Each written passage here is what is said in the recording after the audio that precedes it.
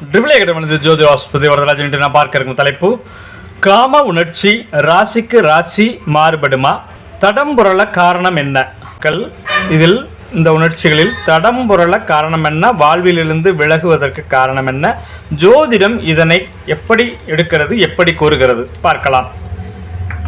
நம்மளுடைய சேனலை சப்ஸ்கிரைப் பண்ணாதவங்க சப்ஸ்கிரைப் பண்ணிங்க, அப்போ தான் அந்த பதிவுலாம் வரிசையாக வரும், பார்த்து பயனிடலாம். ஜோதிடத்தை எளிமையாக படிக்க ஆரம்பிக்கிறோம். 9788250439 இந்த நம்பருக்கு கால் பண்ணுங்கள். பிஎஸ்எஸ் சேனலுக்கு மட்டும் abroad 1 year diploma in astrology, அதோட சேர்ந்து 1 year diploma in acupuncture basics இதான் வர்மா கோர்ஸ் நடக்குது. ஆர்வம் உள்ளவர்கள் அனைவரும் படித்து பயனிடலாம். இப்போ வாங்க தலைப்புக்குள்ளே போகலாம். காம உணர்ச்சி ராசிக்கு ராசி மாறுபடுமா, மனிதர்கள் தடம்புரள காரணம் என்ன, தினம் கூறும் பதில் என்ன? காம உணர்ச்சி என்பது ராசிக்கு ராசி மாறுபடுமா அல்லது ஒரு காலகட்டத்தில் இந்த உணர்ச்சி ஆட்டுவிப்பது என்பது இன்னும் மேலோங்கி நிற்குமா? பொதுவாக பண்டைய இலக்கியங்களில் காப்பியங்களில் குறிப்பிடுவது போல கண்ணோடு கண் நோக்கினால் என்று கண்ணைத்தான் முக்கிய காரணமாக சொல்வார்கள். சூரியன் சந்திரன் பார்வைக்கு உரிய கிரகங்கள், ஆனால் காம உணர்வுகளை தூண்டக்கூடிய கிரகம் சுக்கிரன் தான். இதுதான் பாலியல் உணர்வுகளுக்கு எல்லாம் காரணம். அடுத்தபடியாக புணர்ச்சி, உணர்ச்சி, வேகம், செயல்பாடு இதற்கெல்லாம் உரிய கிரகம் செவ்வாய். எவ்வளவு நேரம் எப்படிப்பட்டது என்பதெல்லாம் நிர்ணயிப்பது செவ்வாய்தான். இப்படி பல கிரகங்கள் இதில் அடங்கி கிடக்கிறது.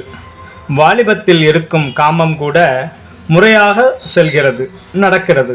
ஆனால் வாலிபத்தை தாண்டி தனக்கு பிறந்த பெண்ணோ பிள்ளையோ மணமுடிக்கக்கூடிய அளவிற்கு இருக்கும்போது கூட காம உணர்ச்சி அதிகரிப்பது ஏன்? பார்த்தால் யவனம், இளமை உணர்ச்சிகளை தூண்டக்கூடியது, நரம்புகளை தூண்டக்கூடியது. இதற்கெல்லாம் காரணம் புதன். சிலருக்கு காலம் கடந்து கல்யாணம் நடக்கும், சிலருக்கு சீக்கிரம் நடக்கும். இது முக்கியமல்ல. சிலருக்கு 55 75 வயது வரை சுக்கிர திசை நடக்கும். அந்த நேரத்தில் பார்த்தால் காம உணர்ச்சி அதிகமாக இருக்கும். முன்பே கூறியது போல கண் பார்வைக்கு, அதாவது கண்ணோடு கண் நோக்கினால் அப்படிங்கிற கண் பார்வைக்கு சூரியன் சந்திரன் அது பார்க்கும் போதே தூண்டுகிறது. ஆனால் சுக்கிரன் தான் காமத்திற்கு பிரதான கிரகம். அதனால்தான் சுக்கிரனிலிருந்து நீச்சமானாலோ தவறான கிரகங்கள் சேர்ந்திருந்தாலோ முறையற்ற புணர்வுகளை எல்லாம் நிகழ்த்தும். அதில் சொல்லுற மாதிரி கிளி மாதிரி மகாலட்சுமி மாதிரி மனைவி இருந்தும் குரங்கு மாதிரி வப்பாட்டி வச்சுக்கிறது. இதற்கெல்லாம் சுக்கிரனோடு ராகு, கேது, சனி தொடர்பு இருந்தால் இவர்களுடைய நடவடிக்கை இப்படித்தான் இருக்கலாம். அதற்கு உரிய வாய்ப்பு இருக்கிறது, அவ்வளவுதான். குறிப்பாக சுக்கிரனோடு சனி இருந்தால் மாற்ற நிலை புணர்வார்கள் என்று சொல்லப்பட்டிருக்கிறது. இந்த மாதிரியான கிரக சேர்த்திகள் உண்டு. இரண்டு கிரகங்கள் சேரும்போது மட்டுமே இந்த மாதிரி இருக்க மாட்டார்கள். ஏதேனும் ஒரு கிரகத்தின் திசை வரும்போது இந்த மாதிரியாக புணர்ச்சி மாறுபாடுகளால் தவறுகள் உண்டாகிறது. ரொம்ப நல்ல புருஷங்க நிமிர்ந்து கூட பார்க்க மாட்டாருங்க, இப்ப இந்த மாதிரி ஆயிட்டாருங்க என்பதெல்லாம் அந்த கிரகத்தினோட திசை அதுவரை வரவில்லை என்று அர்த்தம். அது வந்தவுடனே அப்படியே டோட்டலாக மாறுவார்கள். காலம் கடந்த குணம்னு சொல்வார்கள்.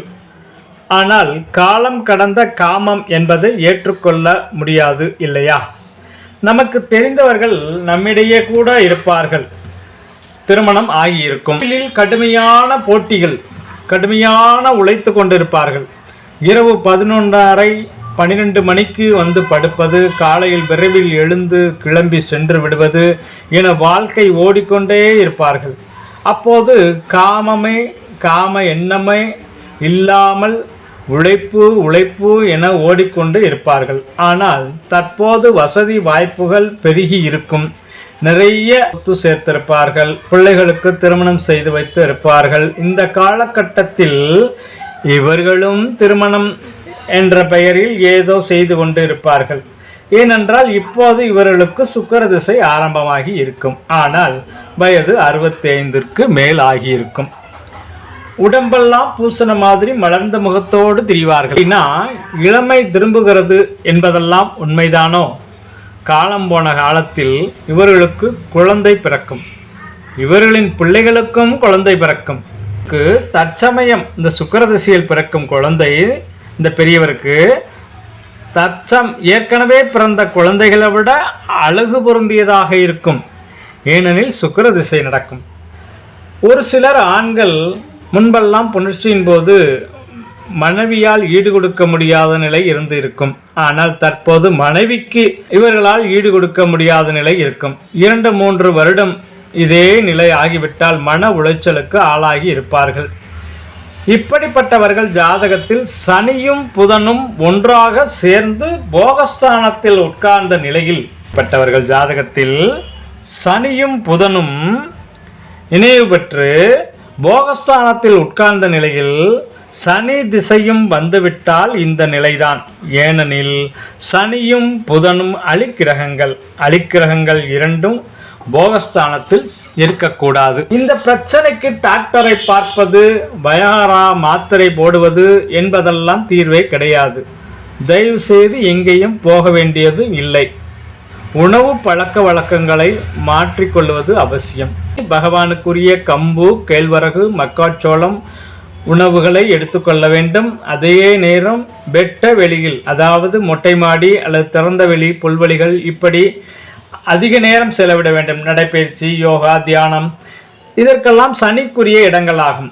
சனி இயல்பான இயற்கையான கிரகம். அதனால் இயற்கை உணவுகள் எடுத்துக்கொண்டால் எண்ணங்கள் மாறும். கிரகங்களின் போக்கை கண்டறிந்து சனி திசை ராகு புத்தி, சனி திசை கேது புத்தி சமயத்தில் டாக்டரிடம் போக வேண்டி இருக்கும். போனாலும் ஒன்றும் கேட்காது. இதே மாதிரி உங்கள் மகன் மூட் அவுட்டில் உங்கள் சட்டையை பிடிச்சிருக்கான். ஐயோ, நான் வளர்த்த பிள்ளை மாரில் பாஞ்சிருச்சு என்று அதிர்ச்சியாகி மூளையில் முடங்கிவிடக்கூடாது. அந்த நேரம் பெற்ற மகன் கையால் அடி வாங்குவது என்பது நேரமாக இருக்கும். இதில் அதிர்ந்து நெஞ்சை பிடித்து உட்கார்ந்து 4வது நாள் மாரடைப்பில் இறந்த தந்தைமார்களும் இருக்கிறார்கள். வளர்த்த பையனையே நம்பி இருக்காங்க. மகன் திடீரென இப்படி நடந்துக்கிட்டா அதிர்ச்சியாகி நரம்பு தளர்ச்சி ஏற்பட்டு புணர்ச்சி இல்லாமல் போனவர்களும் உண்டு.